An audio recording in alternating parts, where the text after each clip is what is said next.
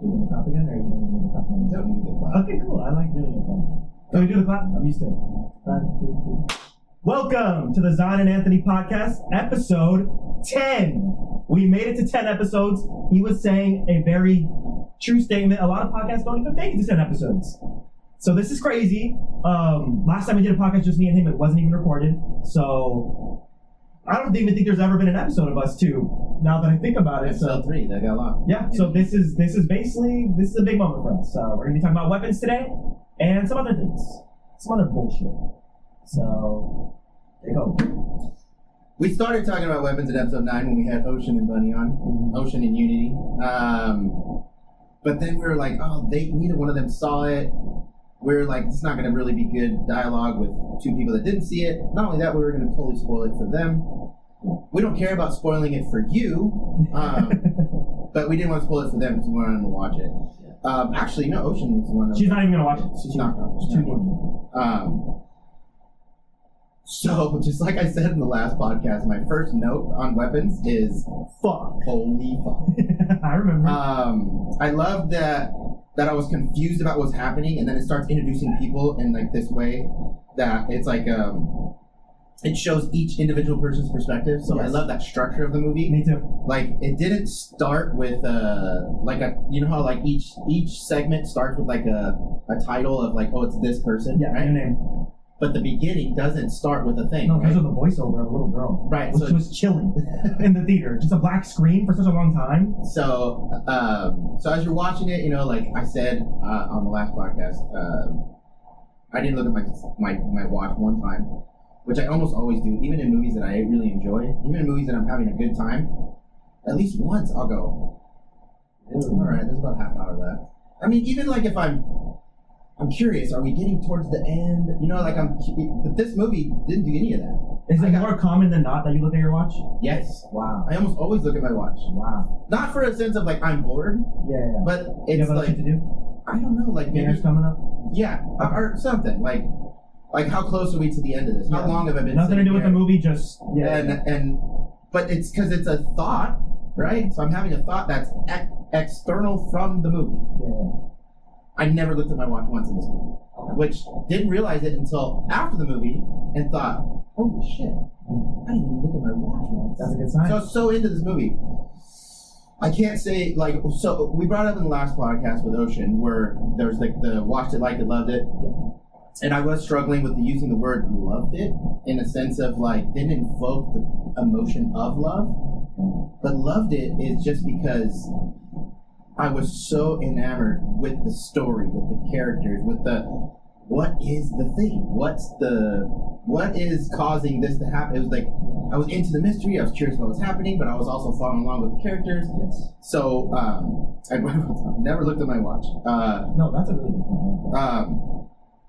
I was hoping that the something that it was, right? Like, for everybody, spoiler alert, right? It's a witch, right? It's a witch that's casted a spell and is using these people to, like, help her survive or whatever. When you don't know what it is that is the thing. She's so fucking ugly. I'm hoping in my mind, I'm thinking, God, I hope they don't lose me on the thing. Me too. I think everyone was thinking that as an audience member. I'm like, oh, because I'm so into this. Like, what if it's like a stupid thing? Yeah. What if the thing that is the thing is stupid? Yeah. And then when it happened, the way they introduced it, how it was like multiple angles and different, and then you're still kind of like characters meeting up with each other. Yeah, the whole movie's building up to that moment. Right. So that can lose you. It didn't. Yeah, so I agree. For some people it did. I did have a little bit of criticism with the Ozark chick. I forgot her name. The main girl at the beginning. Yeah. I didn't really like her acting. And again, so I totally want to fucking if 5 people watch this and they're all gonna be like, who the fuck were you to say that? Who the fuck am I? I don't know. I think it was done on purpose. But that's my coping. I think she was I think she wasn't supposed to be a likable character.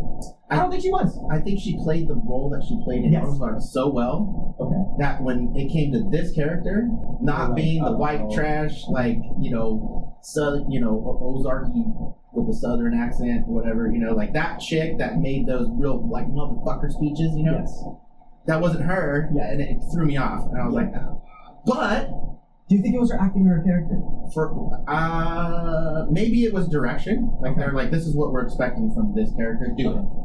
Because I mean, she's not really a bad actress. It wasn't believable, but it was enough. That whole bar scene. Talon even mentioned. Did you see she messed up on a line and they kept it in the movie? I think she was supposed to be drunk at a bar, but she literally says a wrong line.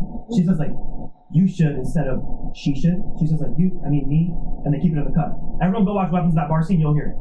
Talon called that out to me. She messes up on a line and they keep it in the movie. But what if that's just her being drunk and that is the line? It was kind of weird. It just, I don't know. Okay, so she was enough though. Her character was enough. It didn't. I'm That's not a good. That's not. It's not a good yeah. So if we're critiquing this chick and like this isn't like a compliment, like it was enough. It didn't. I wasn't watching this bad acting or this bad character and going like, it didn't take me out of the movie. And what to say on that topic real quick? Also, the beginning drags. That's my other critique. I think the beginning is a little bit slow. A little bit slow. I think it's a little bit slow, especially since we're spending so much time with this character who's not that likable and not even the best actress in this specific movie, like you said. Yeah. It's just a little bit of a slow start, but then it really picks up. Yeah, but I think even though it was slow, I think the premise was enough of a hook. Yes, I think you need the beginning. So even though it was slow, I think you're right, but again, I wasn't looking at a watch, I wasn't like, oh my god, what the fuck, come on. But you're intrigued, because you see the kids running before that, so you're like, where are we headed? So, it had a bring her back vibe, right? Yes. It had that vibe of like, and so when I was watching this movie, when I watched Bring Her Back, we talked about it before, and I told you that there was scenes where you know it's about to happen, and I couldn't do it, and so I literally went like that. Yes. This movie, I was like, you know what, fucker? Just do it. Let it happen to you. Not the good movie, because this movie has jump scares. I was like, do it. And so like when my instinct was to go, and like not see the thing, I went, How crazy you picked this movie to do that? And I forced myself to watch the thing, right? And so it was good. I think I jumped at each jump scare. I wrote in one of my notes, Han Solo was kind of a prick. I wasn't a big fan of him, but you know, it was what it was. The druggie was totally hilarious. I thought he played that character, whoever that actor is. Incredible. I love that actor. Let me glaze him real quick. He's in Euphoria, and he's incredible. He steals the show in Euphoria. That's Austin Abrams. He's great. Giving his flowers. Phenomenal. Yeah. I'm so proud of you, bro. I heard that the movie was getting a recast, and he stuck with that guy. The director stuck with Austin Abrams. You're still going to stick with me, but we're gonna recast it. Really? Yeah.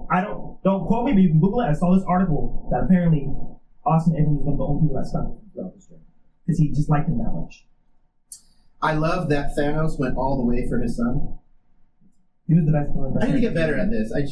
Josh Brolin's character was what was his name? Brolin. I would say Brolin. Yeah, his dad's James Brolin.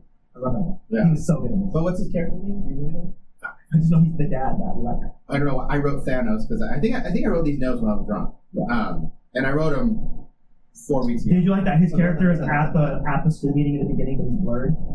And then later, you didn't notice that? I did because I know his voice. Right at the beginning, I'm like, I know they're blurring out that guy because that is Josh Brolin. And then later we find out, he's at the meeting. Yeah. That's cool. But I love that was like an arc. That was like one of the arcs of this whole story was that him doing his, I'm never going to stop fighting until I get my son back or have some kind of closure. Yep. And so a lot of people were kind of telling him, like, hey, we're not going to fight. I'm fucking. He's like, fuck you. Yeah, no. Yes, I am. Who cares about such a likable trait? Who cares about my son more than me? Yep. And I know that none of you are trying as hard as I will. Yep. So I'm going to continue until I get him. Right. Yeah, I like that. I agree with you. So I absolutely love that. I think that the team that put this together just fucking nailed it. Like, yes. I think it was the scariest movie that I've seen in a long time. And I'm not a big scary movie fan. I'm starting to kind of come around, but this movie, like. Everybody that had a part in creating this cinematic fucking marvel. Like, I think if you had something off in that movie, I didn't notice it. Like, you know what I mean? Everything worked. Everything that they did. I haven't had a second viewing yet, though. Have you? No. We need a second viewing. We need to see if it holds up. The cheese grater scene was really hard to watch, but that's the scene I'm talking about where I was like, yeah, you were trying to say it's one of the goriest movies. I was trying to tell it was one of the goriest movies. That scene looks fake, but it's good. When Josh Brolin wakes up from his dream and he goes, "What the fuck?" That was the That was the moment that I realized I was in a theater with other people because we all laughed at the same time, and I was that taken out of. I was like, "Oh, people are laughing with me. How funny!" And but yeah, that was really hard to see. I loved the ending because to me, as opposed to Bring Her Back, where the ending was real like. You weren't satisfied? Yeah. This one satisfied me. Bring Her Back is almost a depressing ending. This is kind of a funny one. I don't think it was funny. I think it was absolutely gory and horrendous. When the kids are chasing him, you did not laugh? No. I was laughing my ass off. In a horrific way. Well, but I was like, fucking get her. Fucking get. She better not get away. We were rooting for her. She better not get away. And she gets away and Bring Her Back. Right. Yeah. And then the way they fucking, the children just ripped her apart. Yeah. And then even more believable how it ended with, these kids didn't just go back to being normal. They are scarred, and then like the little chicks, the girl says, some of them even started talking again, and it's like, oof. Yeah. There's a lot of those. There's a lot of lines like that. But when he's feeding his parents, it's horrible. I love that the witch got it. I love that the kids didn't. I love that the kids were not okay at the end because they shouldn't have been. Wong, whatever his name was in the fucking movie. Wong was genuinely traumatizing to look at for me. He was terrifying. Oh my god. He was terrifying. When he's running in the also them doing that in broad daylight, shouldn't have been that scary. Daylight's supposed to give you this feeling of okay, whatever. Like I don't like if you're gonna watch a horror movie, watch it in the daylight to not be scared. Nope, this scene happens in daylight and you're terrified when he's running at him in the eyes.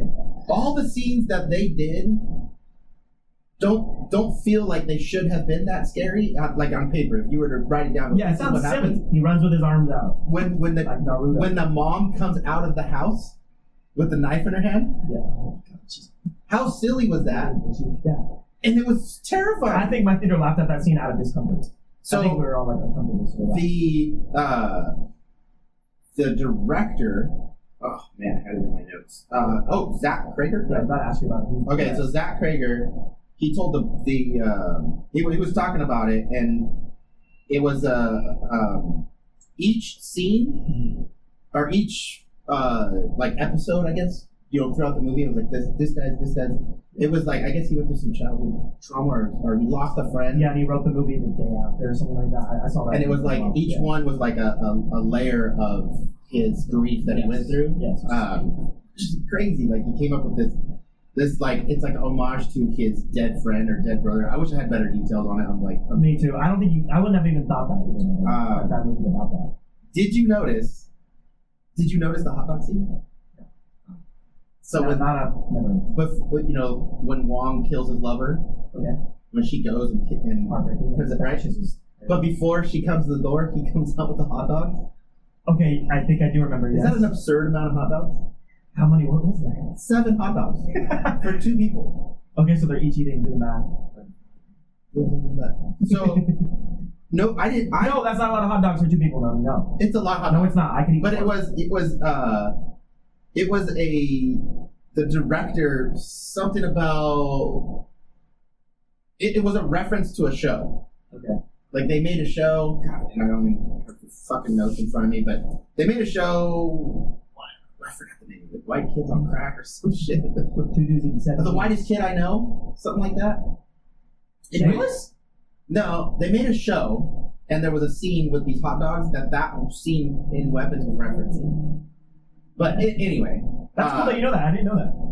Yeah, I wrote down shitty notes. But what was funny is that when I saw that, when he came out with the tray, I didn't put 2 and 2 together about whatever it was referenced to. You noticed shit. But I just remembered thinking, that's a lot of wieners. What the hell? For 2 guys? 2 guys? Yeah, that was an absurd amount of hot dogs. But, I mean, that's really kind of the end of my notes. Okay, well, I'm going to ask you. So you like the director's style? I loved it. Fuck yeah. Did you see Barbarian? I did not. Oh my god. Anyone who saw this movie and not Barbarian is a better movie. this movie is more, but not necessarily better. Everyone go watch Barbarian if you haven't seen this movie. You need to watch Barbarian. If you like this style of the different characters, Barbarian takes its turn. When you first saw Barbarian, you texted me and said you have to go see it. I think you remember that makes me emotional. What the fuck? Yeah, I thought of you. I did. Me and you have similar, we like style. Yeah. We like flair. Barbarian is one of the first horror movies in a long time, when horror movies were lacking, to have that spice. So go check out Barbarian tonight. Maybe. Oh, I can't. I can stream it. It's old, right? Exactly. Oh, okay. Yeah, that's what I mentioned. Yeah, check it out. Check it out. Okay, so you want to go talk about weapons? I agree with everything you said. That's usually what I do. I usually let you in, then I debate you. There was nothing to debate where we agreed. We loved it. Holy fuck, we loved it. I thought it was funny. I'll say that. I thought it was really hilarious. I don't like that you didn't. Yeah. So, we both gave it a loved it. Loved it. Go. The reason I loved it, he's saying it didn't provoke the love emotion in him. For me, I was just in love with the style. That's not what my brain does. I'm like, the directing is great, the style was great. Oh my god, each time it cut to a name, I was like, fucking love this movie. And like I said, I made a friend in the theater because right when it ended, we both like, that was the best. And he was like, yeah, movie fucking really good. I watched it all by myself again, and I love watching movies by myself. That one was. You watch Weapons by yourself? Wow. 8-10. Front row again, like you love to do? 8-10. Are you serious? That's what's 8-10, baby. Right there in the front. So when shit was going down, it was like, wait, yeah, you read that? Yeah. You enjoy watching movies like this? Yeah, because it's like, I can watch the movie like this, right? Yeah. And I'm just seeing everything. Okay. But I know that I'm watching it on a device. Okay. When I'm watching it like this, I'm there. Okay. Because if you're there and shit's going down, the people, you would go, oh, what are they doing over there? What are they doing over there? Yeah. What's that over there? Yeah. There's just, oh, here's that. You know, you're looking around. Yeah. I feel more, you know, and I think people, so theaters have evolved, right? There's not, yes, there's more recliner, I don't like the recliners. There's more recliner videos than anything now. But even in the other theaters that are not recliners, you don't have this. Cheese it. This one? Yes. You're not. I think people have a misconception that they're like this, because back in the day, like at the older theaters, you were like that in the front, and it was less of an incline as far as like stadium seating. Yeah. You know, and so the front people. I remember going to theaters as a kid, and the person's head in front of you was in the way. Yes. You had to kind of like, you had to do that. The theaters aren't like that anymore. Even the ones that aren't recliners. So, and the front row has been designed, it's set back further. So it's like, when I watch the movies, in the recliner, I recline all the way back and I'm just digging on it. But even the ones that are not recliners, I'm not like this. I'm like this. It depends on the theater. I wouldn't say for all theaters. I did go to a theater recently where I sat in the front just to see, and you are like this. I'm AMC. Yeah. AMC, Victoria Gardens, that's my spot. Okay. It's right across the street. That is a strange behavior to do, though. So everybody that watches this knows exactly what we're doing. And where he sits. AMC, Victoria Gardens, right across the street. That's my favorite spot. I love it. Especially right now, you should not tell people where you live. No, I don't think. I don't think people hate them. Okay. All right. Wait. Wrap it with your favorite part. I think that's a really cute way of wrapping up what we're talking about. Well, I think my two favorite parts. Okay. The opening dialogue and the ending dialogue. That's cool because it's kind of tied together. It opens it up. Yeah. And it sets the tone. Yeah. And then it ends it with the closure with the same tone. Yes. You know what I mean? Yes. Okay. And I think that was a perfect sandwich. Those bookends were perfect. Like you had the intro and you had the outro, and it was like. Yeah. For me, I liked everything with the cop and the journey. I just adored that whole section of the movie where I was like, I made it kind of personal in my head. I like that this director does this thing where people are bad in his movies, especially when you see Barbarian. Cops are almost a cheater, a dick, and.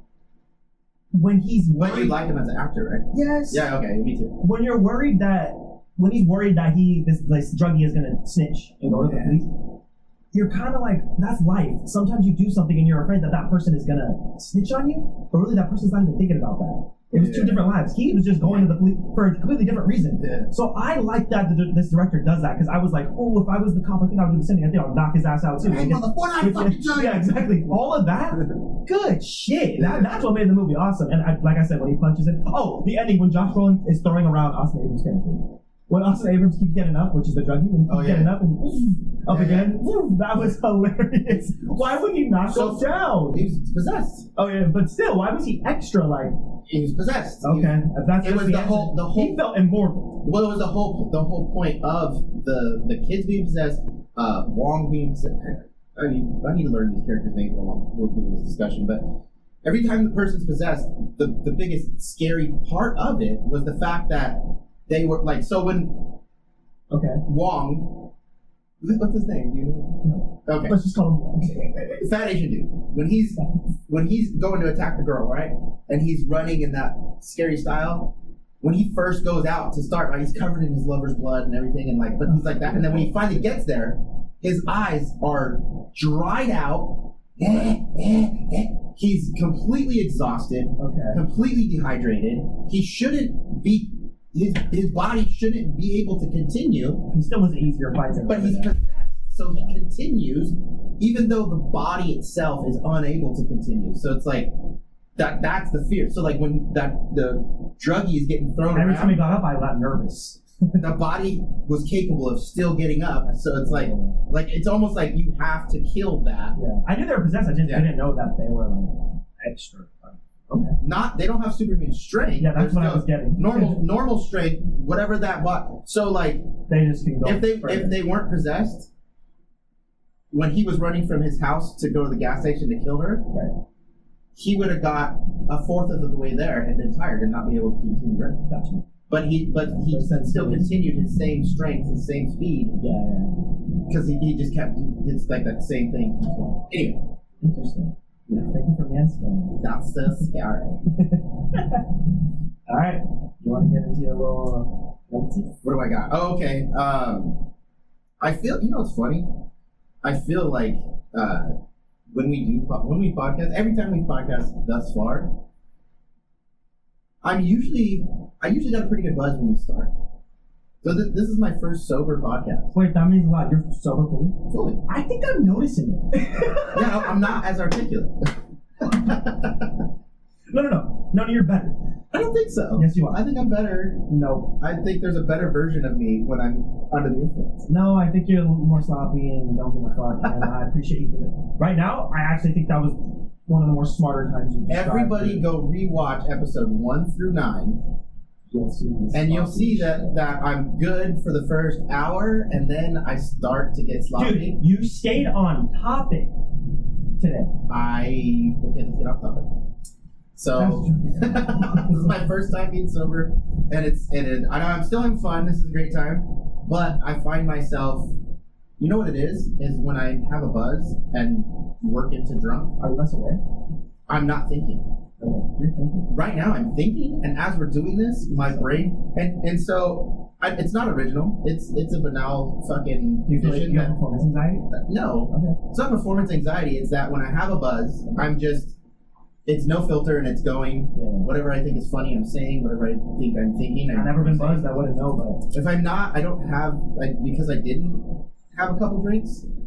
As I'm talking, I'm thinking about what I'm saying, and then welcome to my life. I'm like second guessing myself. That's my world every day. Well, you need to start thinking. You know what? Silence makes people second guess themselves. So when you say something, that's just no, like when I was reading my notes, and then I went on to the next one, like that half a second of silence as I'm reading. Welcome to the sober. I don't want to be sober tomorrow. It's actually but so I'm going on a cruise tomorrow, and I'll be on a 4-day drunken bender. No, so I was like, man, let's not make it a 5-day. I didn't stay sober day. Plus, I got really drunk last time.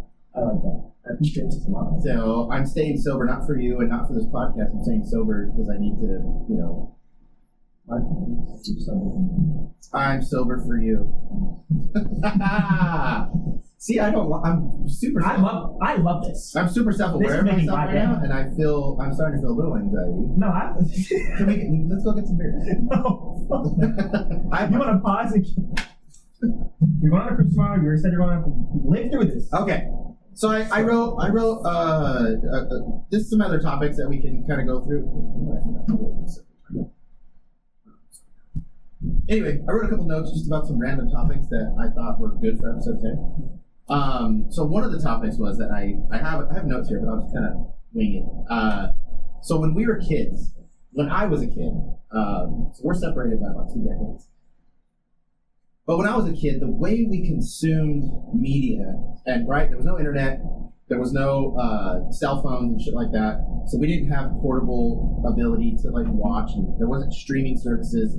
So the way we did it was a movie would come out in the theaters, and you know what? If you look at it right now, the amount of movies that would come out per year in the theaters is actually about the same. That's cool. But 20 years gone by with the same amount. So basically, the world catalog of movies is so much more abundant now than it was in the 80s, right? They had been making movies for fucking decades. Like the first actual, I think when movies really first started getting big was like in the 40s. But there was movies as early as the 20s, right? There was theaters and stuff. But 50s, 60s, 70s, 80s was like, okay, this is when it's really popping, right? We have so many good movies, but this is the way it was in the 80s and in the early 90s. Was a movie would come out of the theater, you'd see we only had personally, we only had like 8 channels, right? We had like 2, 4, 5, 7, 9, 11, and 13. Do you remember what the channels were? Yeah, it was like CBS, NBC, Fox. Was there MTV? Well, there was. They existed, but we didn't have. If you didn't have cable, you didn't have it. So you only had like the networks. So you're right? Cool if you had cable. Now cable's just white.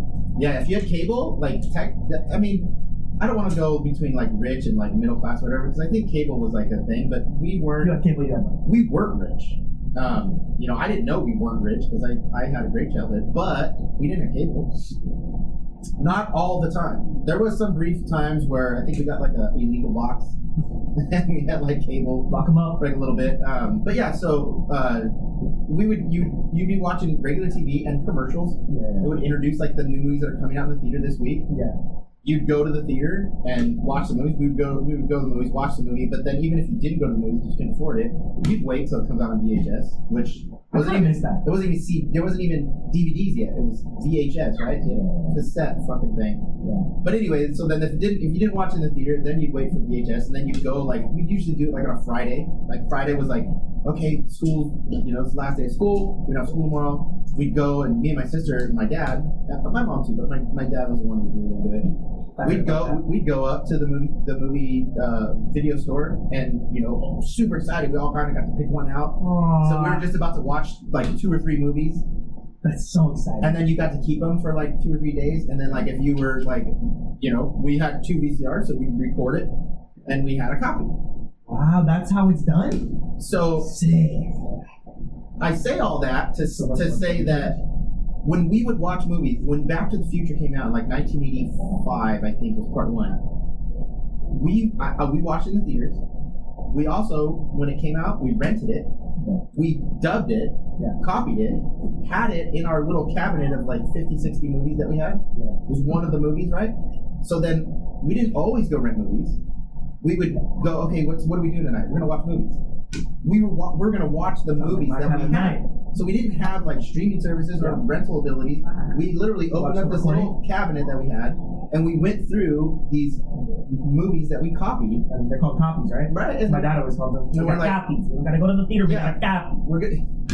We're gonna watch Back to the Future. Cool. Let's watch Back to the Future. We put it in. So we watched all the movies that we watched. We watched like hundreds of times. Okay, that's cool. And I know that probably sounds like an exaggeration, but if you think about like watching, if I watch Back to the Future, maybe twice a weekend for a year. Yeah. I mean, still, that's 100 right there. You've seen Back to the Future 100 times. I would say I have. What's the opening line? Oh.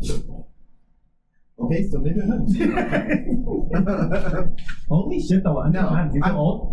No, but so the point being is that nowadays, because there's this huge back catalog of stuff, because a lot of stuff is still continuously coming out, because we have streaming services, we'll watch a movie like Weapons.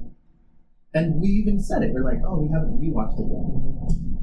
The movies back in the day, you watch a movie, you'd watch it again and again and again. You know, and so like being that we're not consuming movies multiple times each movie and like getting really dissecting into it. So like there's podcasts that they just talk about 80s movies.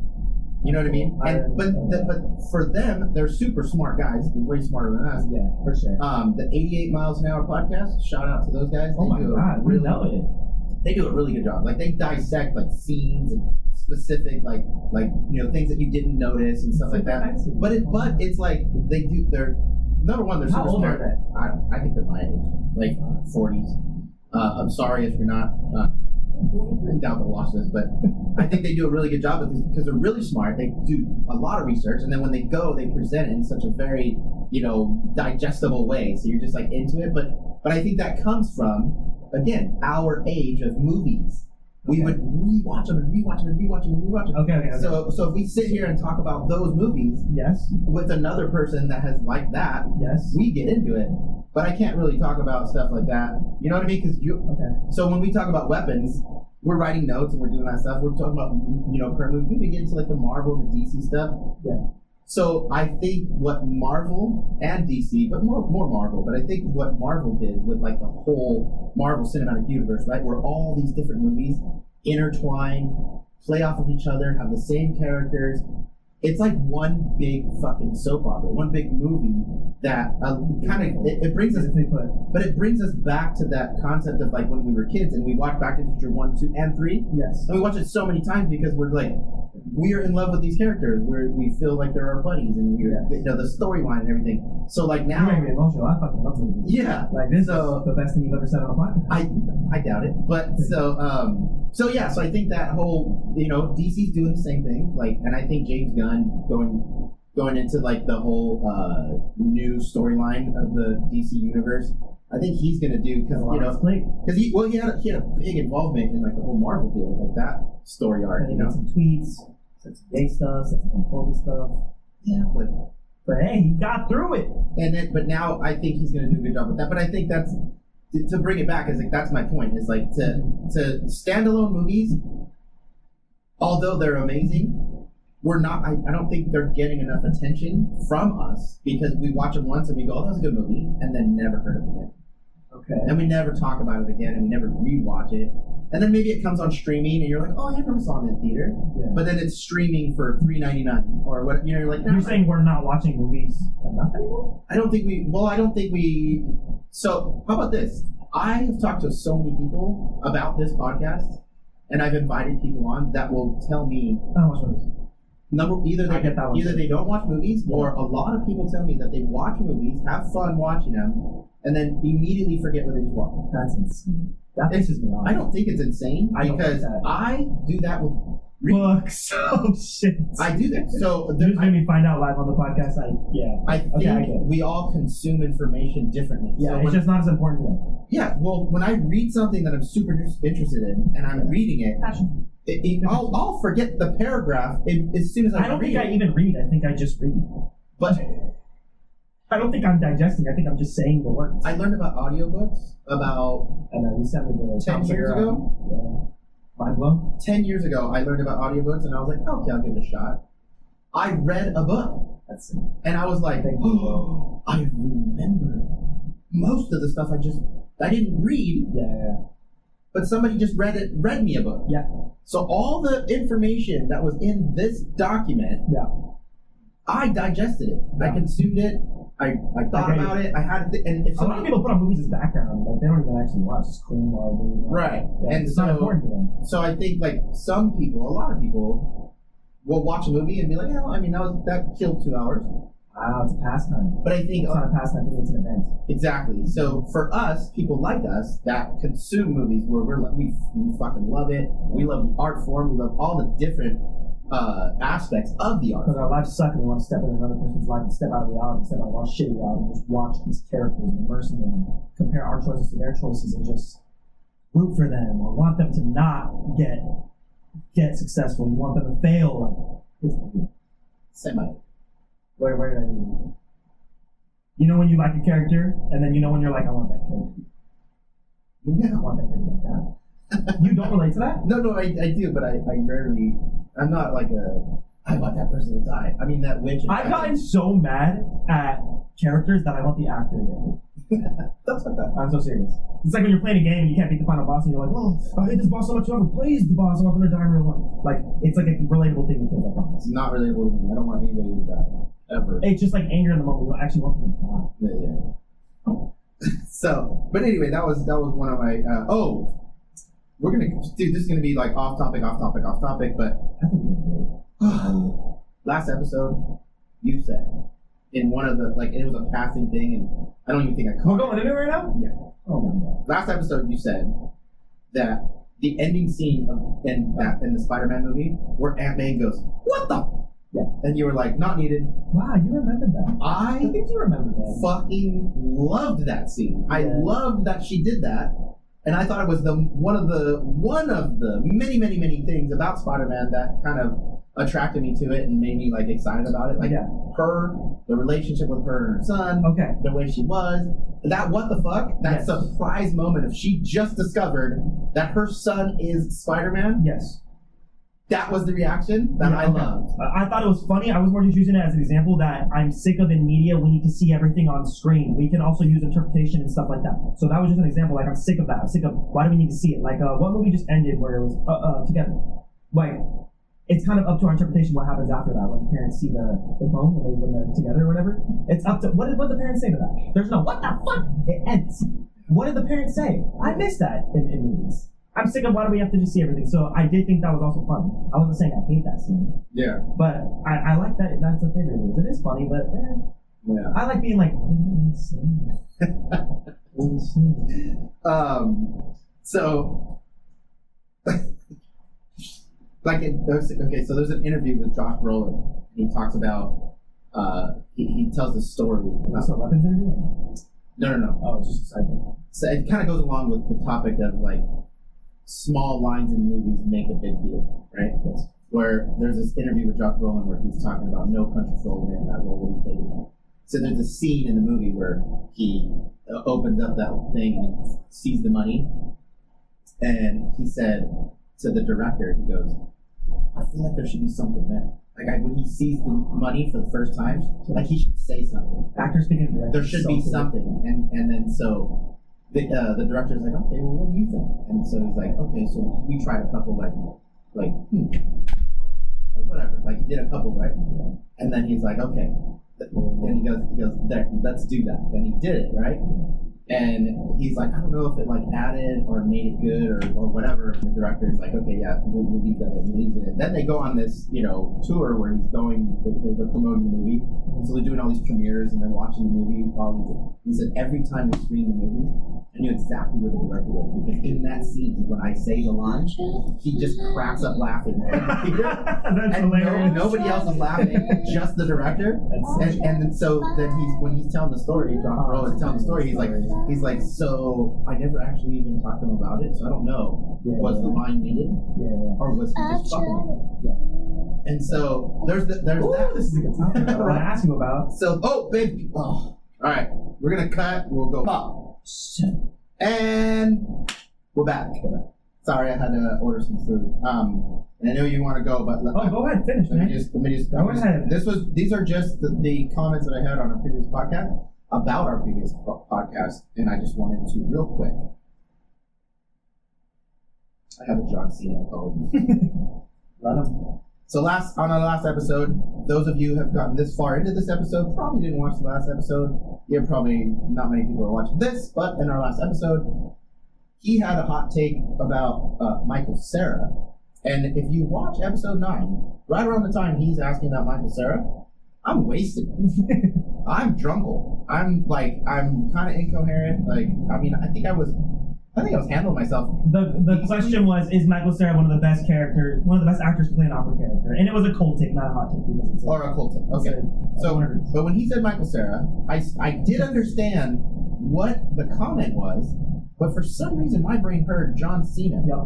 And when you said the best awkward it made no sense to me. Yeah. So my brain heard a drunken version of what you said, That makes sense. and I'm like, no, Yeah. disagree. You were like so I was bothered. like, what the fuck are you talking That's why about? the whole room felt your. So then, because I'm thinking, John Cena doesn't play awkward characters.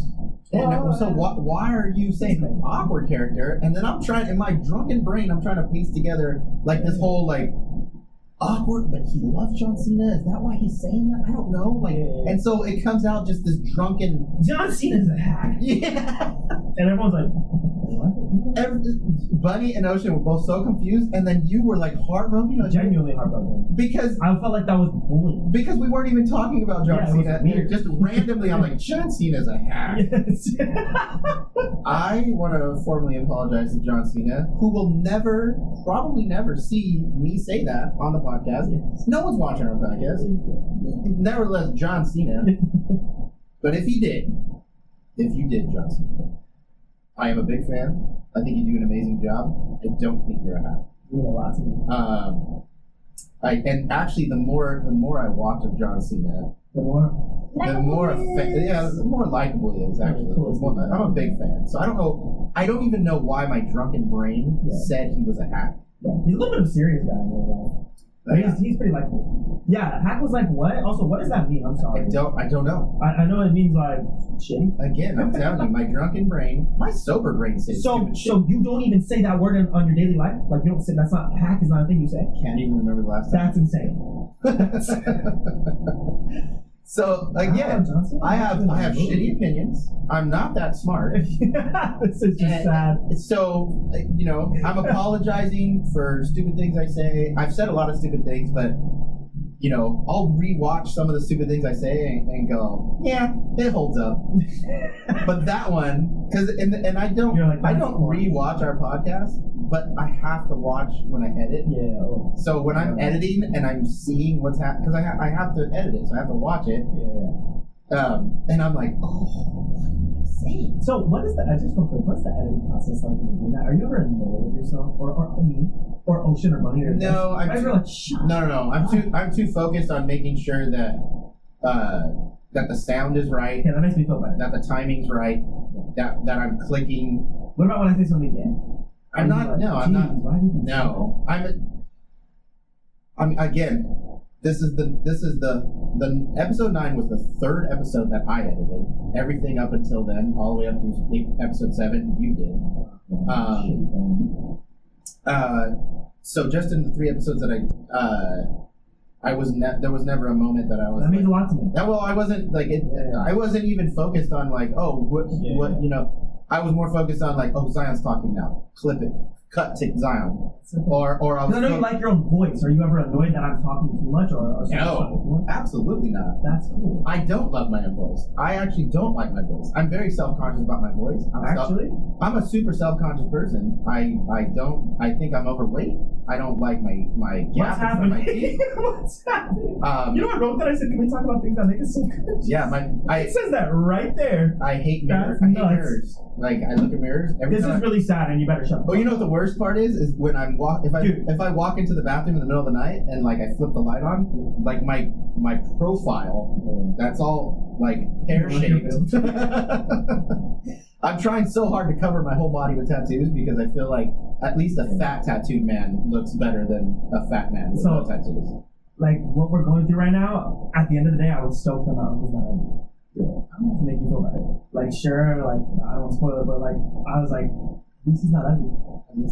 I just want to let you know I'm like you're not an ugly person. Well, okay, at all. You're far from ugly. I guess let me. I think the bandana looks sick. Well, let me clarify. I don't think I'm ugly. You just don't like certain people. I'm just not like a fan of me.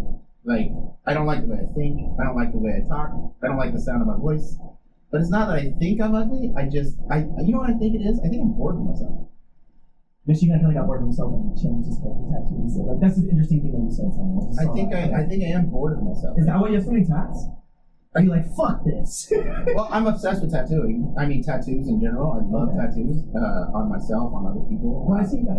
Yeah, I on a cruise tour. But yeah, I don't know. It's not that deep. Like I think that was a really deep, sad statement. Actually. I'm saying is I don't myself. I think I am bored. That's heartbreaking. I'm holding back tears right now. No. This is really sad. Like I'm just so. I think you're beautiful. Well, I do too.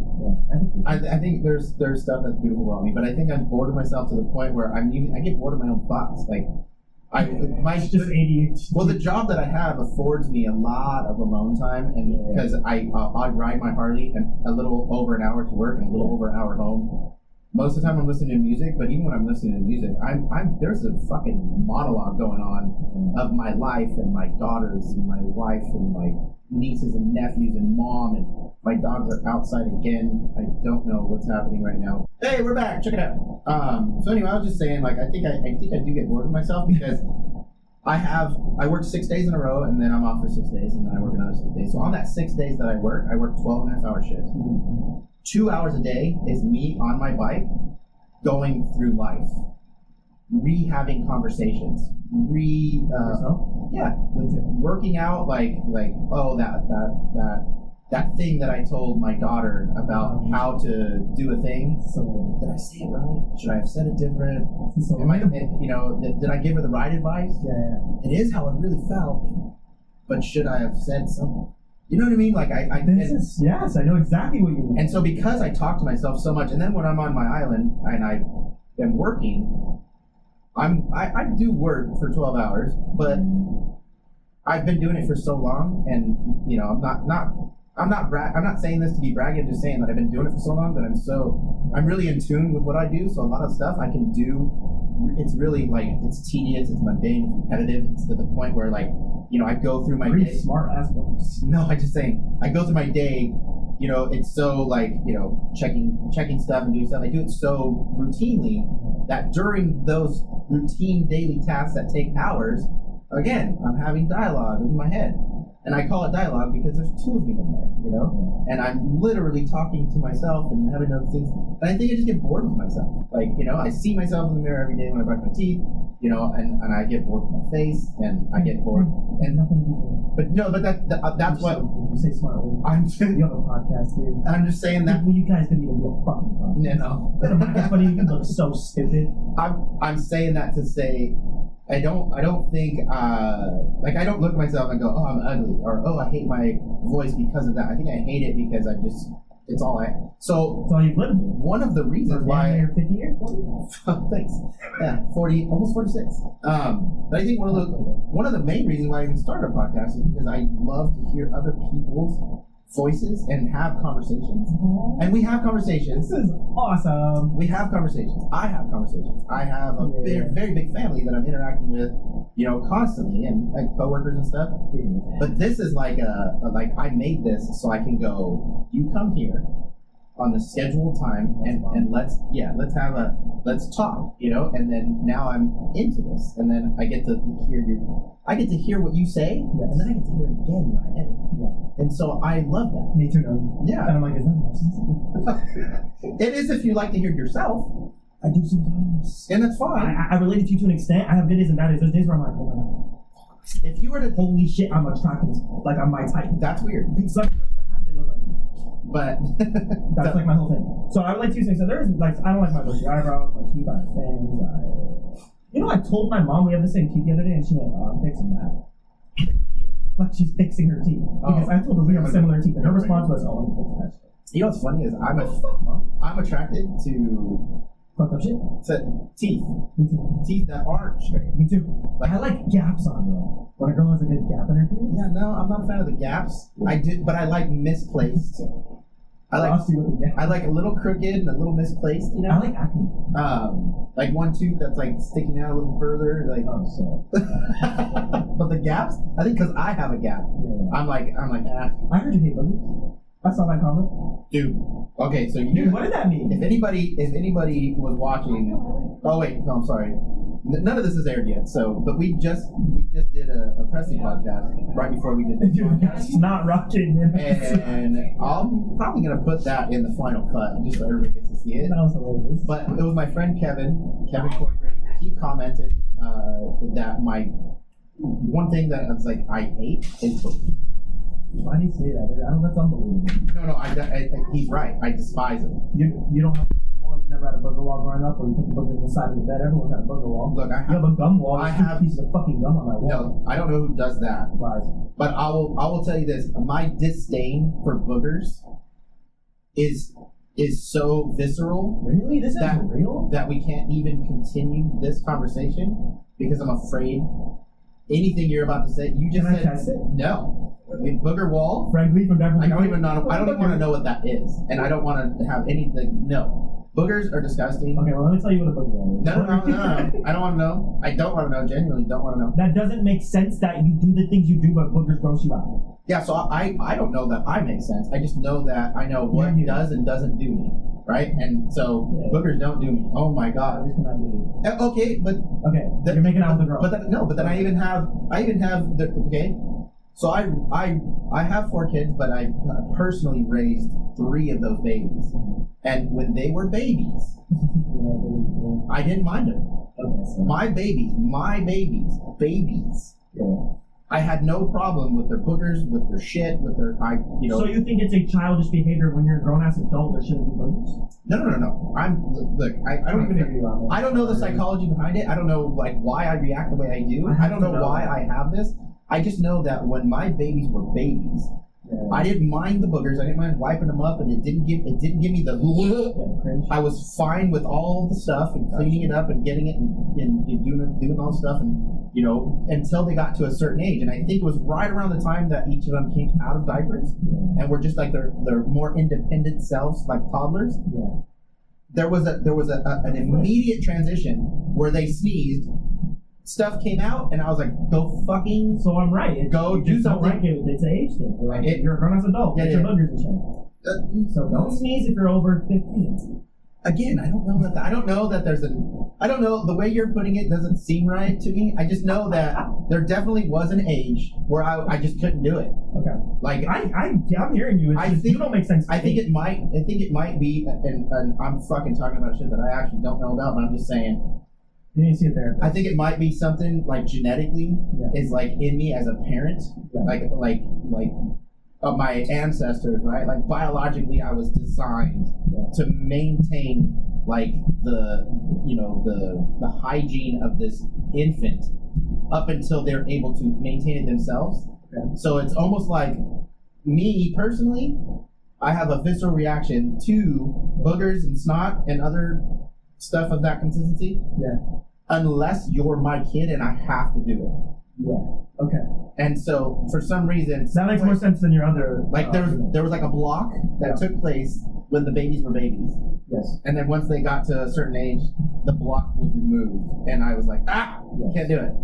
Okay. Yeah. What if it's out of their control? Like the person has allergies. Does it matter? See, I don't think you're understanding it. It is the actual physical. But that makes someone feel bad if you were disgusted by it. Doesn't matter if it has nothing to do. I can give a fuck what that's makes fucked up. Feel bad. That's like a character thing you need to work on. Because it's fucked up. If I had a booger right now, and you look disgusted at my booger, that hurts my feelings. Because I can't control that booger. So now, what are we talking about? I think you're saying this for like rage bait. No, this is that would genuinely hurt your feelings that I got disgusted by your booger? Dude, I wish you could watch me and my family or I'm disgusted about my booger. I would genuinely, especially if how would that offend if I was purposely being gross, I would get that. Oh, I'm picking my nose on you. But if I generally sneeze and I go, and you, oh my god, put that on a tissue. That's like, dude, what the fuck? No, I wouldn't react like that. I would look away. That's evil. And I would wait for you to be done cleaning yourself. I want you to stay. You got me fucked up. That's not happening. That actually makes me upset, but whatever. I can't wait to treat you like that. You should. Next time, if I shit myself, you should be disgusted. I'm not. I like you shit yourself. Okay, let's get into the you shit yourself story. No, not ready for that. I'm saying that for if I just stand up. This is episode 10. No, I can't because it has something to do with. I can't. I literally can't. Okay. All right, so I think that was saving it for Joe Rogan. Yeah. I was gonna say, dude, you know what I did the other day? I sat with my thoughts. No distractions. No music. No nothing. Do you know how often as humans we distract rather than just sit with our thoughts? Well, I just gave a big old rant about how I sit with my thoughts daily. That's why that made me think of that. That was shocking me that you do that because I see you as a distraction. I see you when I think of you at home in my bed. I didn't say that. When I think of you at home, I'm like, there's no way my nose just sit. There's no way he's just sitting with his thoughts. He's either on a computer, he's watching TV, he's on his phone, he's watching a podcast, comparing it to his. I do watch podcasts, and I don't compare them to mine. Promise? I don't compare them to mine. I've been obsessed with. Who's your favorite podcast? Right now? It has to be Alex O'Connell. I've never even heard of him. Comedy podcast? No, religion, philosophy. Yeah, I forget you're looking. No, it's not politics. It. How do you watch someone have a serious conversation for 2 hours that genuinely would make you miserable? Like, really miserable. So that's why I started the They're Here podcast. Yeah, because you're like, I can't do that with you. Like, I heard my feelings would do that. But it's okay. Don't let it hurt your feelings. It's that I'm gonna dive into topics that you'll be bored of. Yeah, that hurts me a little bit, but it's fine. I talked about it about that. Would you? Also, there's an episode. Hey, it's the final episode, or 10th episode, so let's talk about things. There was an episode you didn't introduce me as. Oh, so you introduced me. I said guest. Yes. Oh, well, there was no like underlining like meaning. I went home like, you didn't even ask them, I'm not kidding. And then Ocean made it worse, she was like instigating. I'm like, oh my god. Yeah, you're out. Whatever. I see now that you're like saying it was just a positive tone. Yeah, so we've already discussed this on the podcast that I put your name first to make this to make it that there was never going to be a time where you would have feelings of doubt or insecurities because I was making sure that I'm existing in a way in this podcast to where there would never be doubt. Again, exactly why I even said, like, we'll probably never make money doing this, but even if 10 years down the road, this our channel, the AC Studios channel, is producing like $10 a month in whatever, it's 50-50 no matter how many different podcasts I do. I want to see you. Well, like, we won't for a while. But like, we get that. If it ever makes money, it's 50-50 between me and you. I think we can do it. And I can't wait to see that check and be like, he meant it. Look, I made $10. Here's 5. Did you just do that? I did right now. No. That was awesome. Okay. Well, that was the other thought. So you sit with your thoughts a lot. A lot. I recommend anyone watching this podcast right now, pause. Because you're not watching, but to the audience member, pause and sit with your thoughts for 1 minute. You're gonna lose your shit. No, because not everybody's like fucked up and anxious like me. Yeah. I think there's more than you think. No, there's a lot, but it's not. Do you think I'm a crazy cause of it? Do you think I'm like, oh, like, do you look at me sometimes and you're like, that because you told me this on the podcast, you said I'm a mess. You are a mess. Yeah. So you know how you think of things you said to your daughter and stuff like you said to your daughter? I think of things people told me that. Okay. So I think things you told me. Does it hurt you when I say you're a mess? I just remember being like, what the heck was that? Okay, define that. Without getting too personal. So I think you're a mess in a sense of when we've had many conversations. Keep it about emotions, not about my life.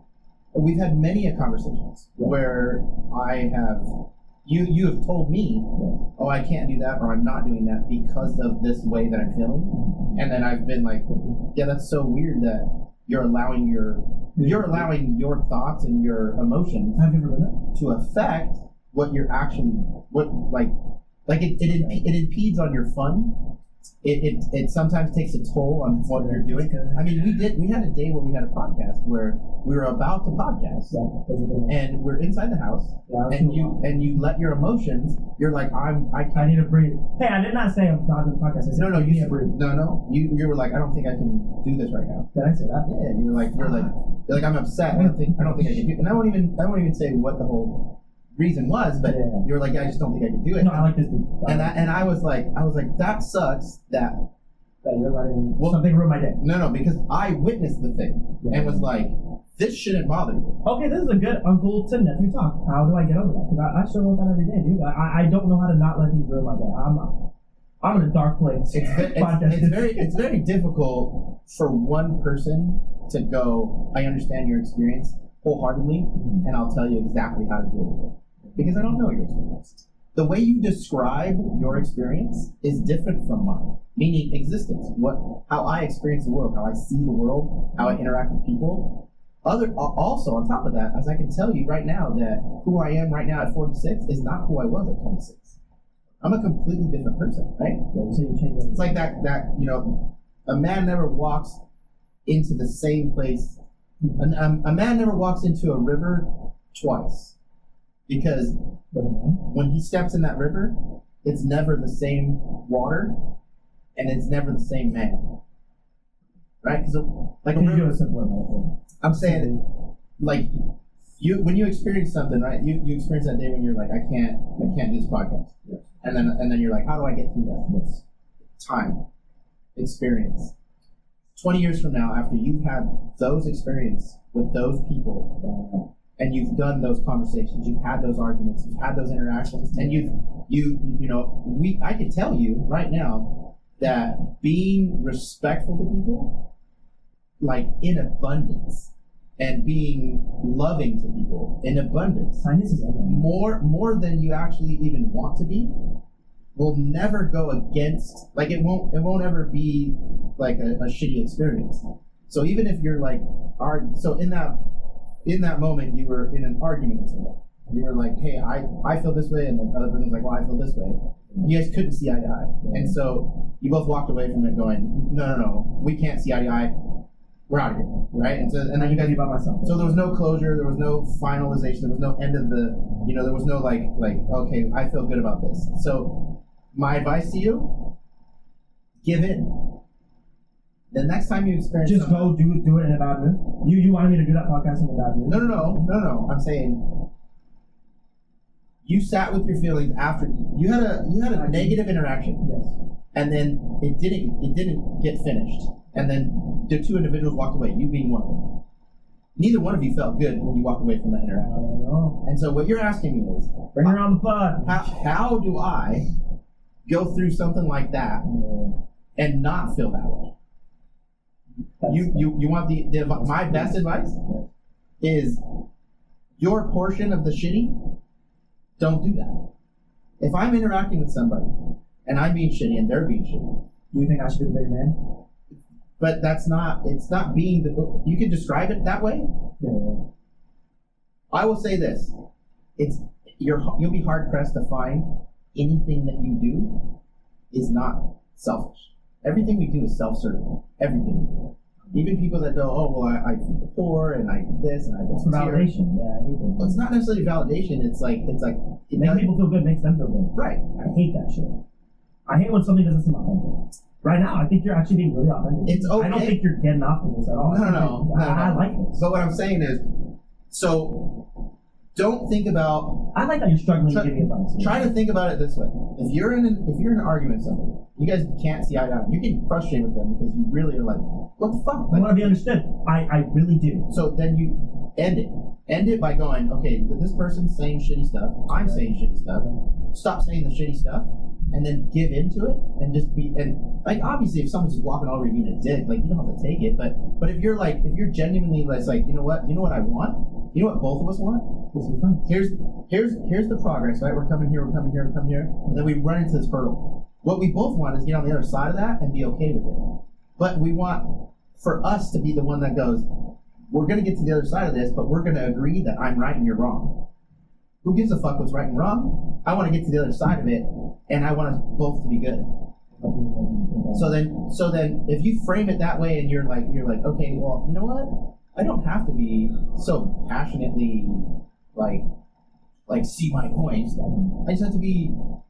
Even if I feel that way, like don't do the thing. Like don't try to do the thing that is like self-serving in a sense of like I'm angry, so I'm gonna play that angry role. I don't want to be. I don't want to be nice right now, but I'm gonna be nice because I know that that's gonna get me to where I want to be quicker than being angry. Yeah. And so just be fucking nice and be respectful and be like. Because we all are in control. How about this? Think of it in this sense. Put yourself in the other person's shoes. If the other person would have gone, you know what, dude? I'm sorry. You're right. You know what it is that I really love you and I care about you and I want this relationship to develop in a better, more positive way. And I'm having a hard time dealing with it. So I just want you to know that I do love you. It's okay that we disagree or whatever, but just so you know, I love you, and somehow, some way, we'll figure this out. Okay. But if I'm hearing somebody you. did that, I'm liking that. wouldn't that have taken your shit? Like, Yes, 100%. But it's also, it kind of sounds like you're saying we can agree to disagree. no. I don't like the agree to disagree. I need you to understand my side. No, Even if but- my side is fucking stupid to you, you need to attempt, and I will attempt to understand yours, and we can meet in the middle. Well, you want my advice on how to get through. Yeah, I just have to challenge it a little. No, but you definitely there are times where you have to agree to disagree, because otherwise you're just literally fighting. Okay, you're a right. I'm losing thinking of battle. crazy examples. Yes. Obviously, there's times we have to agree to disagree, but it's just like sometimes it's like, okay, why are we both being stubborn? If you stop being stubborn first, then I'd stop being stubborn. So it's like annoying. Like you have to I have found, and I don't think I'm insightful. I don't think I'm fucking smart. I don't think that. I think I actually do this. I'm interacting with all these people, all my relationships, all of my stuff. I don't think I do a really good job, and I don't even know that the advice I'm giving you right now is good. But I will tell you this: in my experience, I have found it to be easier to deal with myself when I'm not just hyper focused on I'm a big hyper focus. what other people are doing. Or This conversation, I'm gonna think about it later on. I'm telling you. We got really vulnerable on the podcast. I forgot the cameras there. Thank you for your advice. I appreciate it. Hello? We're doing a podcast right now. You're on it. Who is that? You're live on the podcast. Is that Joe?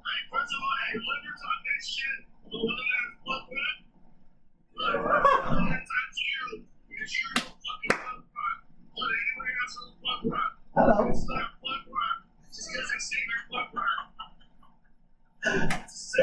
You heard it. No, Joseph, you're on his side. You're on my uncle's side. Okay. Love you. I forgot he can't hear me. What am I doing? Talking to the mic like we're a professional podcast. All right. Well, since we were so abruptly, yeah, let's get into it. Okay. Give me what your thoughts. Okay, so actually, let me give my thoughts because Wait. Can I open it and then you take over? Can I open what happened and then I tell you when to do your response? I don't want to hear your opinion. I won't say that. Okay, say what happened. A few episodes ago, I posted a clip, and the clip wasn't articulate enough. It came across the wrong way, where my uncle basically said that Superman is not a punk rocker. And here's his response, because we got a lot of flack. There you go. I think I got a lot of flack. It was kind of cool though. And counting. Listen,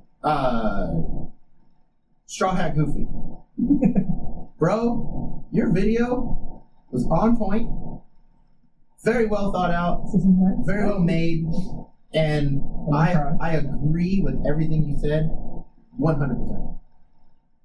Actually, to be honest, I didn't know that Iggy Pop was on that song, that he was featured on that song. This is the most punk rock we've ever been. Well, see, there you go, throwing that word around again. I'm just proud of you about that. No, I do claim to be punk rock, but I don't look it. Okay, so I have a couple thoughts. I think to add more context, I guess. Who the fuck am I to say anything about anyone? I think James Gunn did an amazing job in that movie.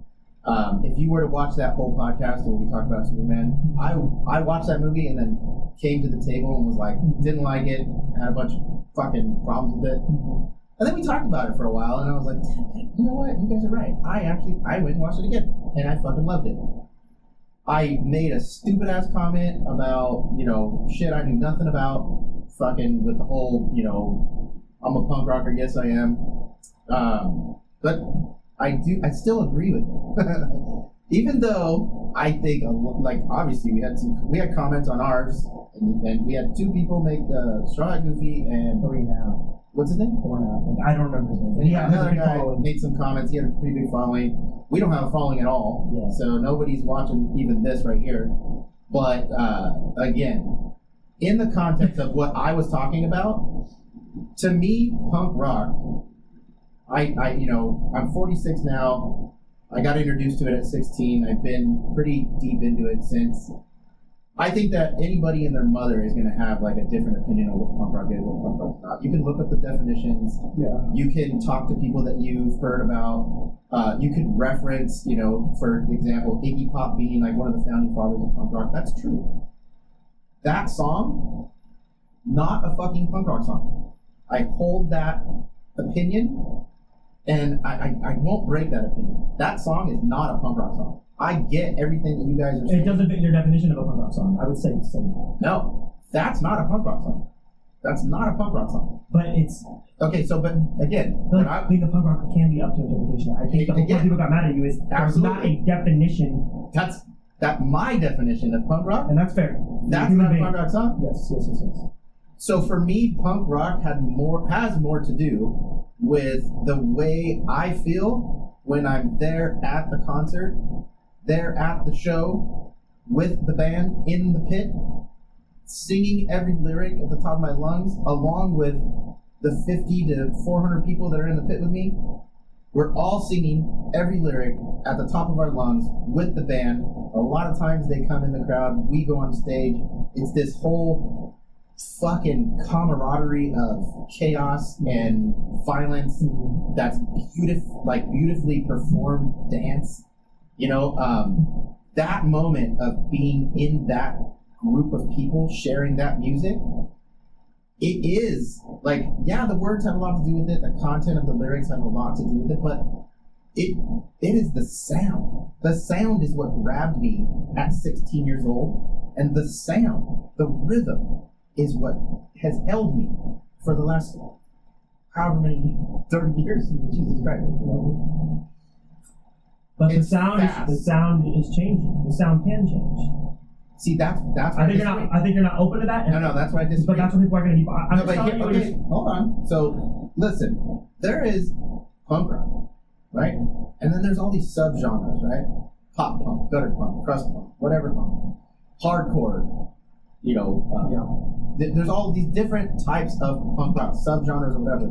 The overarching, punk rock, I guess you can go, okay, well, it kind of fits into that. Like, there was a certain, and again, I don't claim to be an expert on like music ideology or historical shit.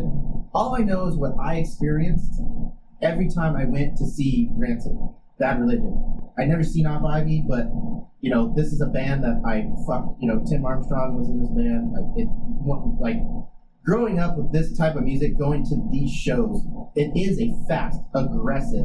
The drum beats it's fast. The guitar riffs are fast, and they're real garagey, DIY kind of. The production value wasn't really that great in the 80s and 90s, and those are the bands that I really fell in love with. Going in, even when the production value got better, it still had that edgy, fast, that noise is what inspires the movement that takes place in the pit. And in the pit is where I live. And here's the other thing. Nothing is good and bad. No, what I'm saying is, if you say, oh, this is my version of punk rock, cool. I'm not saying that mine is better. My interpretation of punk rock isn't better than anybody else's interpretation. I don't think you even were ever trying. But I think that like if Fat Mike, the lead singer of NoFX, which is one of my favorite bands of all time, yes, if he made a song with another band and he was on it, I wouldn't go, oh, that's a punk rock song because Fat Mike's featured on it. yes. If it's not a punk rock song, that's fine. It's just not a punk rock song. And then someone is like, oh, well, Fat Mike is on it. That Fat Mike's like one of the, if on the Mount Rushmore of fucking punk rock lead singers, Fat Mike's on there. I think. Everybody's Rushmore is different, right? But I got Greg Graffin, Fat Mike, are two of, probably, Tim Armstrong, Lars Fredrickson. There's the list. My Mount Rushmore of punk rock probably has 30 heads on it, but still, for you to say, oh, Iggy Pop's on this song. So it's a punk rock song. I think that's what they're saying. Right. But I think what they're saying is, and again, I'm saying shit that I know fucking nothing about. But for me, in my opinion, for someone to say, oh, Iggy Pop's on that song, therefore it's punk rock, you don't know punk rock because you didn't know Iggy Pop was on the song. Right, I didn't know. I do agree, Iggy Pop was one of the founding fathers of punk rock when he was in the Stooges, right? And his whole thing is punk rock. But That song was not punk rock. Even though you put Iggy Pop on it, that doesn't make that song punk rock. The lyrics being, I am a punk rocker, yes I am, does not make that song punk rock. Just because you use the lyrics punk rock. Punk rock, again, is a sound. And there's subgenres of all kinds of different punk rock. To me, if someone's like, oh, that's a punk rock song, but it's like, this punk, insert any word you want and say it's this. Well, they're saying right now kindness is punk rock, so that song is a punk rock song. You can hear it too if you're sincere as a legal lyrics in the song. So it's like, they're kind of just biting you in the ass with that one. It's like, you're just left out of the I have a shit opinion. And so, I'll tell you this. So, again, one of my favorite bands of all time, one of the bands that really got me into punk rock was Bad Religion. I went and saw a Bad Religion show. I've seen them hundreds of times, and that's not a brag. I'm just being descriptive about my experience. I've seen this band hundreds of times. I went and saw them one year at the Palladium in Hollywood, and Ray Graffin, the lead singer, at the end of playing all the fucking greats, right? Yeah. All the hits from the 80s and 90s.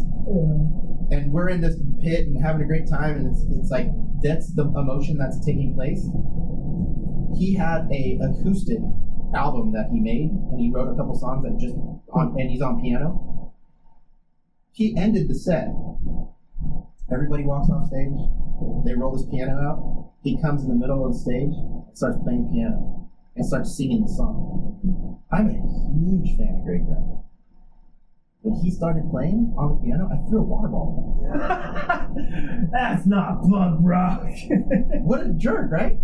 I mean, this is a while ago. Makes your case worse. No. I'm just being genuine. Tell me that I'm wrong. Tell me that I'm just letting you know. It sounds okay. Wait, I gotta say something. It sounds like you're being an older generation, not accepting change, which is what people hate nowadays. They're like, oh, look at this punk. He's just sticking. He's gatekeeping the same thing. When you should really be open to the fact that kindness is punk rock. That's pissing everyone off right now. No, hey, that makes people think, oh, he's that guy. He's that guy where he hates change. He probably hates.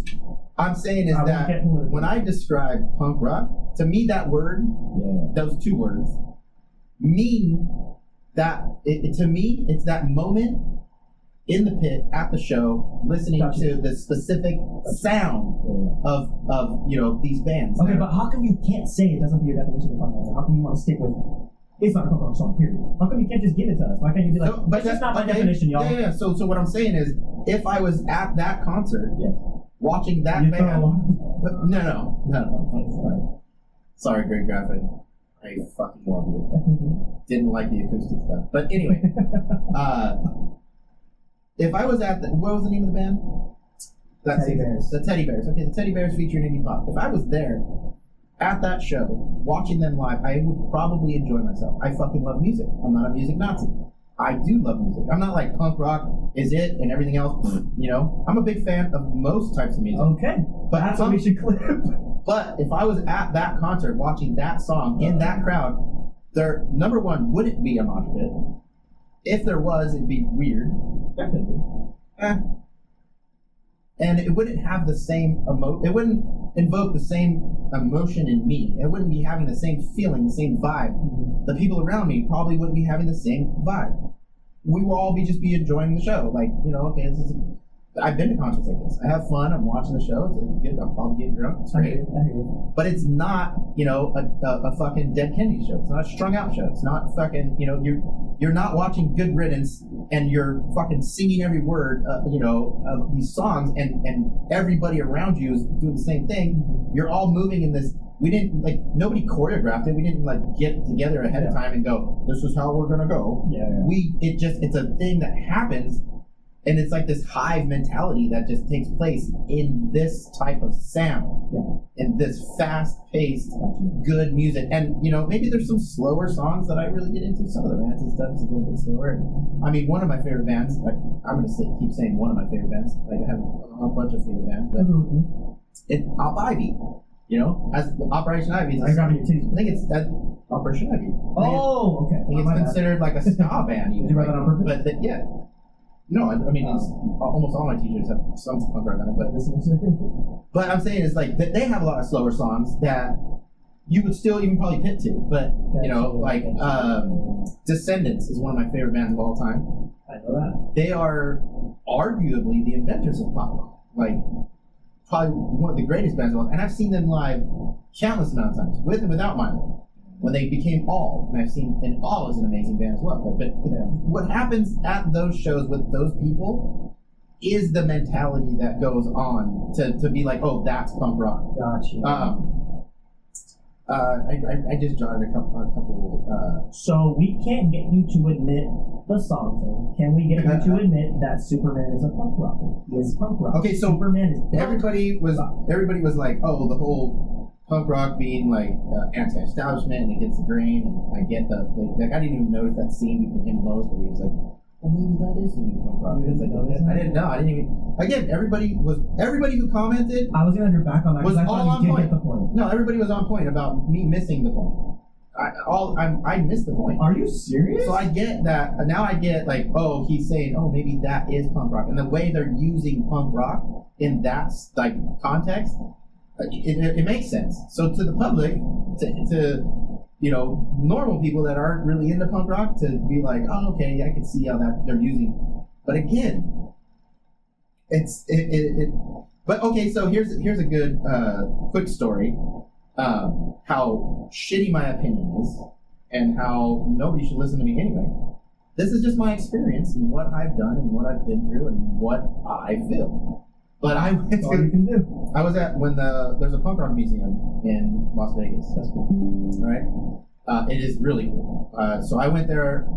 It was like a week or two after it opened, and Smelly, who is the drummer of NoFX, was giving guided tours, and me, my wife, and like 6 other people took a personal guided tour with Smelly. Mm-hmm. And he takes us through this punk rock museum that has just memorabilia that you would never think, like just, different, from different concerts, from different albums, from different, certain musicians' guitars, and there's like all these photos and old CDs and old tapes and old magazine covers, and then when you get a guided tour, they do them all the time. They have them, all kinds of different musicians go there, and the guy, what's his name? I'll think about it. But anyway, so even like people that are just into punk rock, they'll go there and do guided tours. Have you seen that show, This Fool? Yes, the Cholo show. So that dude, the star of that show, is really into punk rock. He was giving. Looks like it. There was one time when he was giving guided tours there. Matt Pinfield, the guy. You went when he was doing that? No. I only went the one time with Smelly. But I'm saying it's like a lot of people that have vast knowledge in punk rock history, all the different genres and all the things, right? Smelly, been playing punk rock, drummer of NoFX. He's probably one of the, to be the one that creates that type of music. He's been on tour with all these different bands, and he just lived and breathed and eaten shit fucking punk rock for most of his life, right? NoFX has a book, and it gets into in the depth of their experiences, and that's a great book. Anyway, I say all that to say that I went and had a guided tour, a personal guided tour from that guy through the history of punk rock. I was drunk, and I was a little emotional and started. You throw a fucking water bottle in? No. But I thought, I was all super hyped up. Look, I get excited when I think that I'm passionate. I think I'm talking about something with if I talk to you about punk rock, I'm not having as much fun because there's not reciprocity. I'm not going, oh, remember that show we went to? Yeah. Or, oh, dude, I'm not a punk rock. Dude, remember that song that we used to, so when I'm talking to somebody that is as passionate, you got it, excited. I get excited that somebody's talking to me, and I got fucking Smelly here. So I start saying shit, right? Yeah. And I made a comment about one of the albums or something, and he looked at me and he's like, what the fuck are you talking about? My opinion was wrong to him, and he corrected me. I was like, no. Basically, it was like, no, I was there, and that's not what that means. It was this. I did that 2 or 3 times, and he kind of looked at me funny, I was like, I kind of like, was like, oh fuck, I don't know what I'm talking about. Like, this guy knows what he's talking about. I wish I could have watched that. For sure, he knows what he's talking about. Yeah. I do not know what the fuck I'm talking about. And I'm chiming in and going, oh no, remember that song on that album? This is what they meant. And he was like, no. And I'm like, I even then I had said something to him towards the end of the tour. And again, I was shit-faced hammered drunk. But I had said something at the end of the tour where I was like, we went through that whole thing and we did it for about an hour and a half or something. Don't you think that they omitted some stuff? Like, there's some really good bands with some really good albums. And I didn't just, and he's like, what are you talking about? Yeah, I showed you that Lagwagon album and that, or that Strung Out thing. Or he like pointed it out. And I was like, oh, wait. Never mind. Or I pointed out a band. I was like, that band's not punk rock. And he was like, what are you talking about? That band's not punk rock? That band's more punk rock than most of the bands you're fucking talking about. So anyway, everything I'm saying is not, Eric didn't, or Smelly didn't say it like verbatim what I'm saying, but it was that I got chin checked, by an official punk rocker, and I was a little humbled after that. I was like, man, I have a shitty opinion about fucking shit. Yeah. After fucking diagnosing this, like, oh, I have a shitty opinion, I still was like, yeah, but that's still my opinion. Yeah, and you have every right to feel that way. I totally feel that is your one right. I really feel that the sound and the camaraderie that takes place in the pit, to me, that's the definition of punk rock. Okay. Actual sound, and even even the music, like the voice of the singer, like it has a certain like. One of my favorite punk rock singers is Tim Armstrong. So if you guys don't know punk rock, if you never listen to like the band Rancid or Operation Ivy, look up Tim Armstrong. So many punk rock names have like Smelly or Rancid as names. Like, well, Rancid's the name of the band, but Tim Armstrong, he has one of the most amazing voices. And some people would argue that it's like not a good voice. Oh, I love when things sound weird. But it's like the most amazing. Like, I'm obsessed with his voice. But I mean, I've listened to back when I had cassette players with headphones. I would go to bed listening to like Op Ivy and Rancid and just like fall asleep to his voice because it's so soothing and like amazing. That's awesome. But the sound, the thing, and I know so many people that are into punk rock that I would go to shows with them, and they would be like, yeah, but I'm not that. And again, I'm not saying this is good, that's bad. I'm saying that it's different. So for somebody to go, I love going to punk rock shows, I love punk rock, but I like to sit in the back and watch it. That's a different level. It's not good or bad. It's not lower or higher. You're in a different tier of what you like about it. Yeah. What I like about it is the violence, is the pit, is the fucking, I want to touch people. You know what I mean? I went to, there was one time where I was young, I don't remember, there was this guy that was working the door, he worked for a promotion company or something, he was working the venue at a show we went to for Pennywise. And it opened with Authority Zero, and I don't remember who the other band was, but Pennywise was the closer, the headliner, and he was like, dude, he gave us wristbands so we got to drink for free, and then he was like, dude, you're VIP, you go backstage. Oh, the backstage story, yeah, you told me. On the podcast. where I went. Where you went backstage and then you were like, this sucks, I want to be in the pit. I want to be down there. Yeah. I'm backstage. I like that story because it shows you love the pit. What I'm saying is like I'm side stage. Yeah. And I'm with a group of people and they're super stoked that we're even up there. Yeah. We feel like we're special, you know? Yeah. And like, oh, we're one of them. But they'll never remember us. They don't fucking even know that they met us. Like, who gives a fuck about us? We're just like this, whatever. Yeah. But in that moment, I wasn't like, oh, the band. Yeah. I was like, the crowd. Yeah, I can't show. Yeah. Oh, yeah. Like this, I got ants in my pants. This is bullshit. Yeah. You know, and I'm out there, and then now I'm with my people. Yes. The band's my people. Yes. The crowd is my people. Yes. And this is my people. Yes. That's how I felt. That's your way of. And it could also be that, like I'm an addict, right? I'm an alcoholic. I'm an ex-drug addict. Like I'm addicted to things, and I have that personality. The first time I was in a mosh pit, my friend Kevin Corcoran took me to my very first punk show, and we saw a band called Total Chaos. That pit that I got in, and that feeling that I felt then, I've been chasing it for the rest of my life. I haven't, because I felt so I felt so much joy, so much happiness. I felt at home. I felt I belonged. There was like so much happening in that moment at 16 years old that moment is what I got addicted to. The sound, the chaos, the pit, the camaraderie, people fall down and pick them up, like everything. I felt like I was in this orchestra, this beautiful dance of fucking chaos. Anyway, the emotions that happened to me that day, I've been chasing it ever since. So after that, it was like somebody else showed me, check out this Black Wagon CD, check out this NoFX CD, check out this Bad Religion, check out look, I can't get enough. Look, can we go to go to all these shows like that were, back then it was super cheap. You go to a small venue, it was like $13, and you just got to watch, No Use for a Name, Strife, all these different bands, and like, you just have you got to do that same thing every time, where I got to relive that. To this day, I recently took my kids to like a really big punk show, NoFX's final show. I went to all three of them, and I took a different, person. I took your mom one day. Loved it. Took my wife. I took my oldest daughter.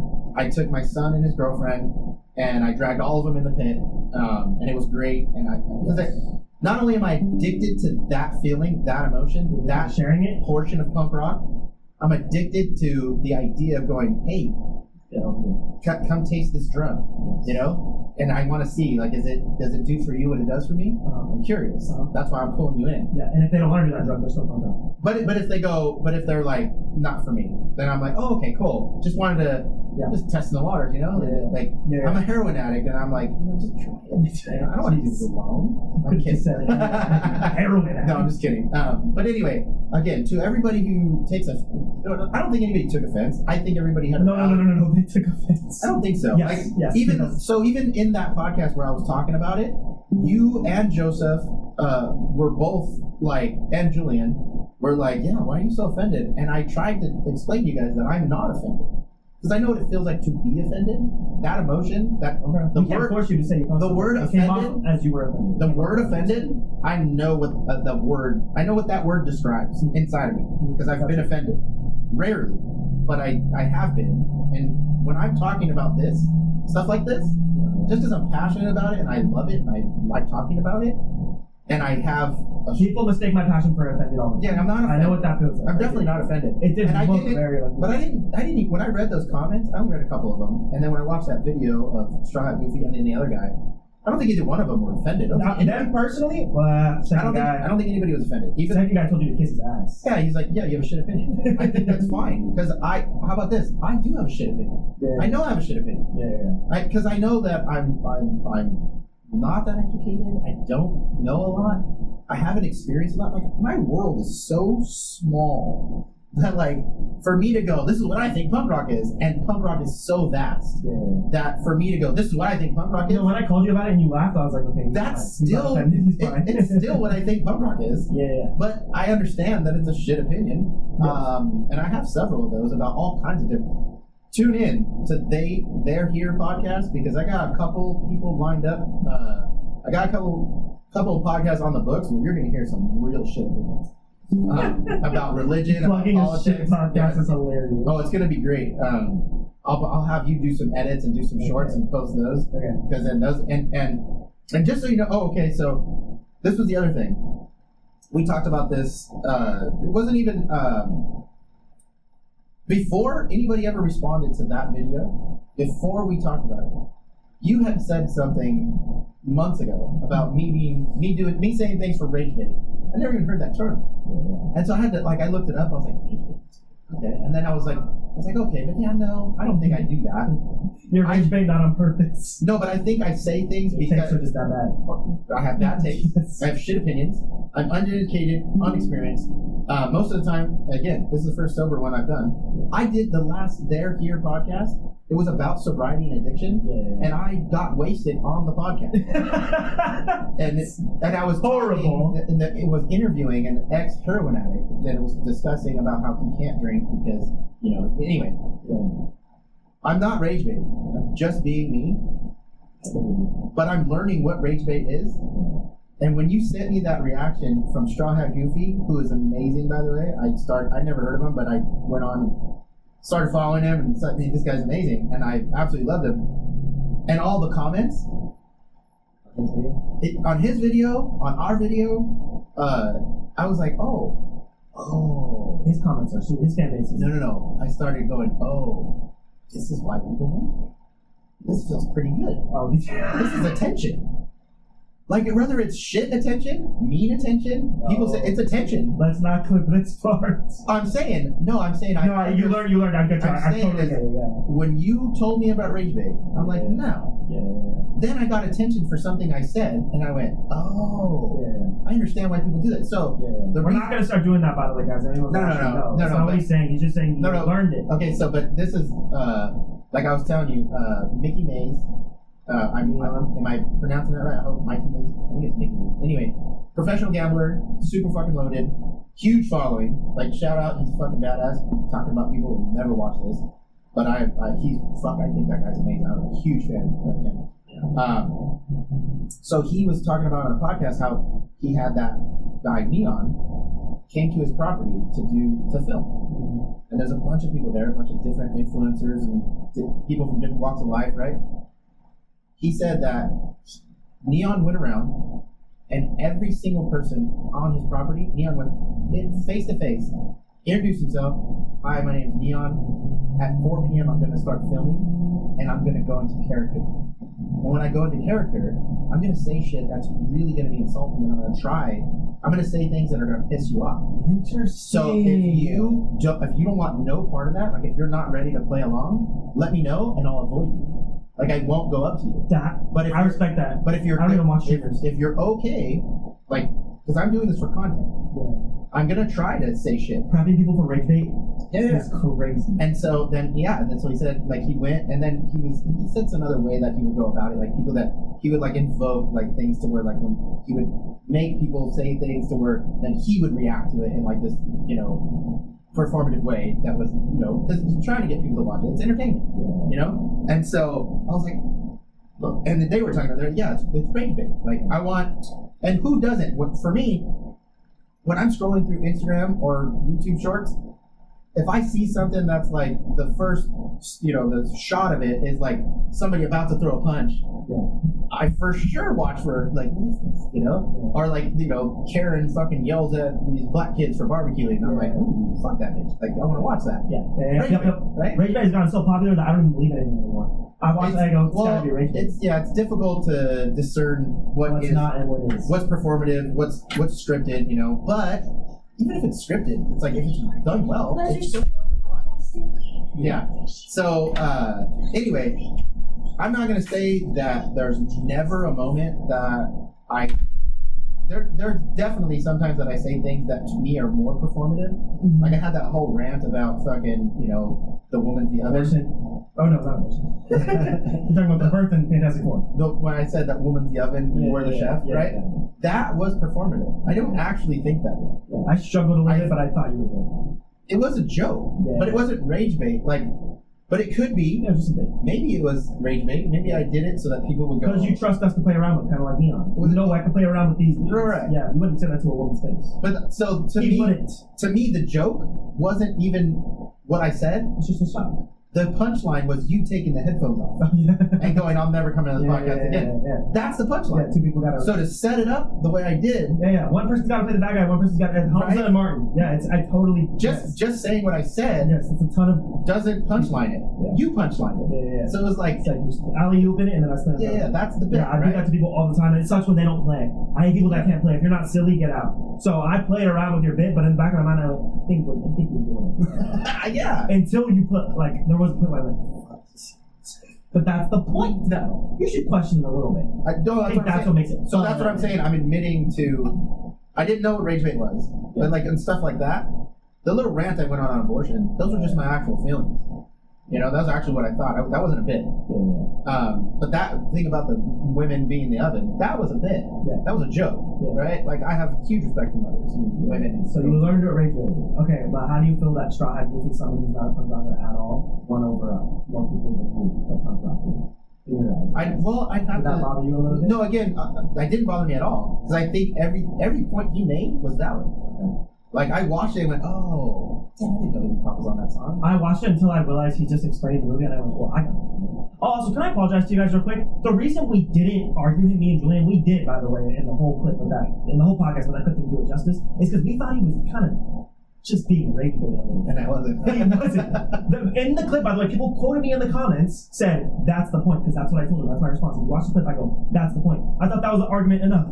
So if anyone's like, why didn't they argue? We did. Just in that clip, I totally thought he was just fucking around. I didn't know he genuinely missed the point. I didn't know you were actually retarded. Not actually, but I was like, no, what?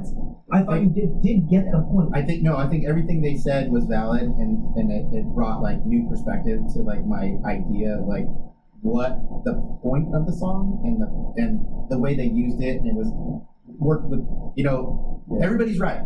When I was on that, when I said my thing where I was like, that's not punk rock, that whole thing I did. Number one, I was drunk. That's no excuse. I really felt that way, but I was literally just talking about the song and Superman. Yeah. Like and then Superman, people took it like, oh, he just didn't get the movie. I didn't. Yeah. They were right. I didn't know this. This is news to me, guys. I thought he was just fucking around. I didn't know my knowing was dumb. Yeah, I was dumb. I didn't connect the two. I didn't That's get cool it. to hear you admit. And I feel like I should have debated. So I think everybody that commented that, oh, that was kind of the point of the arc of the story, that kindness and stuff like that is maybe that's the new punk rock. Like now I get all that, and that song super fits to Superman. It's just not a punk rock song. It's just not a punk rock song. I hold that. I don't care if Iggy Pop's on it. It's still not a punk rock song. I know, but they want you to accept change. That's the new change. That is a punk rock song in this I generation. don't have to change. You don't have to change. They want you to accept it, though. It sounds negative for you to be like, fuck, that's not a punk rock song. It's just negative. Why can't you be like, it's just not what I would consider a punk rock song. Oh yeah, hold on. But you can't say. So now let me. Okay, good song. Enjoyed the song. Like the song. The song fits that scene. Still not a punk rock song. And that's fine. That's fine that it's not a punk rock song. Superman, you could say, is punk rock, going against the grain, all that whole movement and all that stuff. The song itself has Iggy Pop on it, has punk tones, punk history, punk features, whatever. It's not a punk rock song. So we're not gonna get you to just say that. I can't get you to What say do you want? words. You want me to say it? I want you to say it to the people, man. They're gonna Alright, people, that's a punk rock song. It just does not fit your definition. No, that's a punk rock song. That's a punk rock song, Superman's punk rock. He doesn't get it. It's bullshit. Say it like a better actor. Say it like you're in a film. And the director's like, say it like you. I hate you. Alright, I'll attempt to get into my rant, but I kind of spoiled it right now with the clip thing. But basically, listen, I wrote an apology/rant. We're dudes with mics. We were cooked to begin with. I knew this was going to happen. Out of all the things my Uncle Noni has said, this being the one is crazy. I said a lot of bullshit. He said way worse. I apologize on me and Julian's behalf that we did not debate him because we genuinely thought he was fucking around. We disagree on the pod all the time. That is the whole point of this podcast. He has viewpoints, and I have the younger generation viewpoints. That's what's supposed to make it cool. Good cop, bad cop. He debates my bad takes, I debate his bad takes. So everyone who got mad in those comments about his insane take, I said that's him off camera. He knows that. I told him that. So what I really want to rant about is why the fuck was I reading comments that said, y'all, we suck. I didn't say shit. So that was bothering me too. There's literally a comment that says, wait, are you abandoning shit? No, I'm not abandoning shit here. I just got mad that it said y'all. One comment says, I guess Zion and Anthony are the real posers that SLC was talking about. Why did my name get dragged into this shit? That SLC was talking about. I don't know what that means. Salt Lake City? Yes. Oh, there's a movie, Salt Lake City Punks, maybe that's what it is. That is exactly, because that makes sense. So that was like, and then I saw Ali come in clutching the part of the comment, which I thought was awesome. That your kids came in and was like, don't talk to my dad! I was reading those and like, you go, man. I expect that when I come up. I expect that thing anyway. So, anyways, I just was mad because I apologize that I couldn't do it justice. We did debate in the whole podcast. That clip just was sitting there. Whatever. I was laughing my ass off at your expense a little bit like these comments. It was just so funny. I'm curious to hear from like if we'll clip this and put it on a short, and I'm gonna add this into that short. Yeah. I'm curious to hear from like people who are, I don't know how many of these people were actual punk rock fans or consider themselves to be punk rock. I don't know if these are just regular people that are into other genres of music, but I'm curious to hear from actual punk rock people. Okay. Chime in. Why don't you have a punk rocker on the podcast? Do you agree with me that like everything you've heard me say about punk rock? I did find. Am I wrong? It took searching, but I found one comment that agreed with you on the YouTube Shorts. But I agree with him. That song sucks. I was like, either that guy's also joining in on your rage day, or he. But I try not to read comments no more. He knows that. So when I texted him, I see a big number of comments. I'm not reading them, and he responded with, "I'm the villain." I'm like, all right, I'll check them. I'm reading them. I'm laughing, and then I stop laughing when I see my name. I'm like, what? So this is what I want to talk to you about is our podcast name. Do you know how hurtful it was for me to see a Straw Hat Goofy video that he's basically saying like, you guys are idiots, and then it says at Zion, my name first, and by the way, you have to click more to see the rest of the name, so it's just at Zion, this fucking idiot's take, and then you have to click more, and then it says, in parentheses, Anthony Podcast. Well, so, you know, I don't want my name first no more. Fix that shit. But when we talked back, like I gave you this whole like heartfelt speech about I still love it. I just was like, this but the song. actual reason why I put your name first is because I want you to get blamed for all the shit that we do. No, I'm kidding. They probably thought that was you, by the way, Zion. So I'm like, this fucking sucks, bro. I didn't do shit. I just was, everything said y'all. Yeah, but in the clip that it showed, we had our names in both. No, but you couldn't see Zion. You saw Anthony. No, you can see Zion. Could you? Yeah, but thanks for the try. Okay. I think that was pretty much it. Oh, I've gotten hate before. I defended Matt Ripe's Netflix special one time, so I get what that's like. But this, I think you guys misinterpreted his point just a little bit. I'm not gonna, because also, where was the argument? Did people disagree with Superman being a punk rocker? That take you said? No. Or were they like, fuck you, Iggy Pop is punk, and that's I couldn't tell. Well, I really was like, I can't tell in these comments. So what I got out of the comments, and I didn't read all of them. I read a couple of them, but I got the point of the argument from Straw Hat Goofy's, video. It's not like he was just explaining the movie. But he was explaining that I missed the point of the song. Like I missed the whole. But it was so basic. There's no way you didn't know it. Really, I can't accept that that's your thought. I didn't associate the song with like the foreshadowing of the song, right? And he showed the clip of them talking, and then he was like explaining like, "Oh, I'm punk rock because I listen to this band," and she's like, "No, that's not the band." I didn't put two and two together with that, and I didn't even remember the whole scene where he was like, "Oh, maybe being nice and kind is the new punk rock." Like I didn't even associate that. All I saw was at the end of the movie, it was like, "Oh, I'm a punk rocker, yes, I am." No, you're fucking not. And like I just, I had my own little narrow fucking tunnel vision opinion that was not. And so you choose when to be smart or not, because you've explained things to me that are like really smart. But like there's stuff I didn't get when you said on the podcast. So you just picked them. I'm dumb a lot because that's surface level. Yeah, okay. You might be one of those people that don't understand the basic stuff but can understand the true stuff. Maybe. Yeah, and it's weird because I think you're right. Cause I do like subconsciously like randomly pick things where I'm in tune with. Like I'll say something and someone's like, "Holy fuck, I didn't pick up on that," and then they'll tell me something. I've done that. Something that's so basic, and I'm like, "Oh, I didn't pick up on that." Like so, my filter's just like it's just not.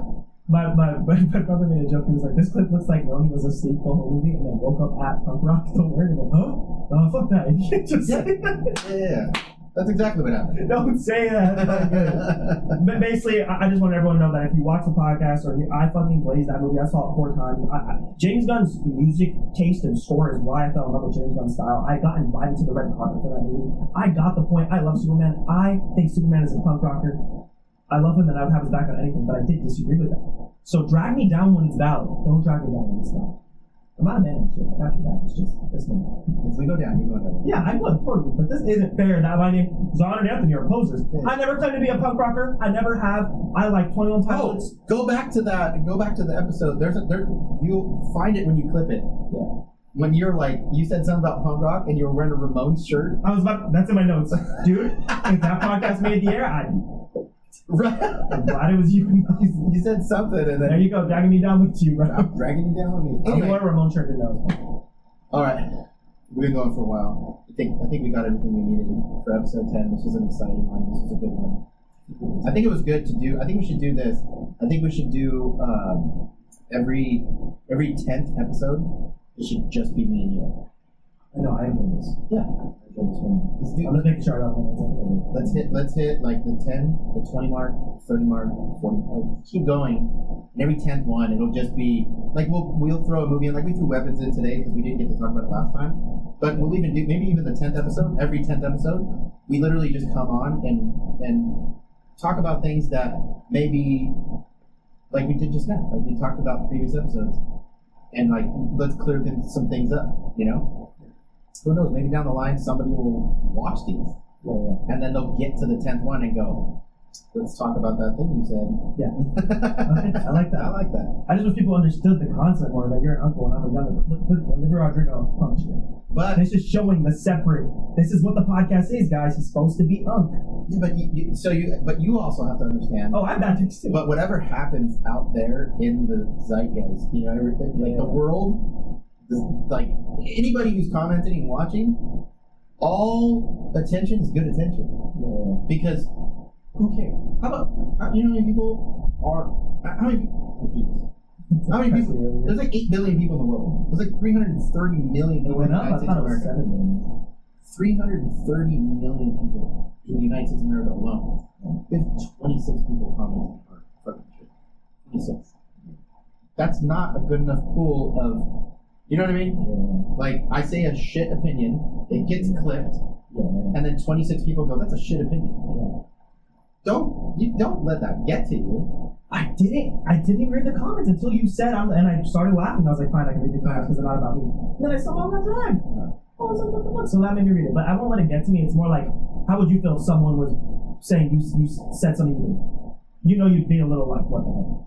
Being called a poser when I never claimed to be a punk rocker really pissed me off. Here it goes. What the fuck? What did we talk about earlier? Like the advice I was giving you. If someone gets mad and they say, I'm mad at Zion because he said this, and you actually didn't say it, who cares? That is true. I shouldn't have down. Who cares?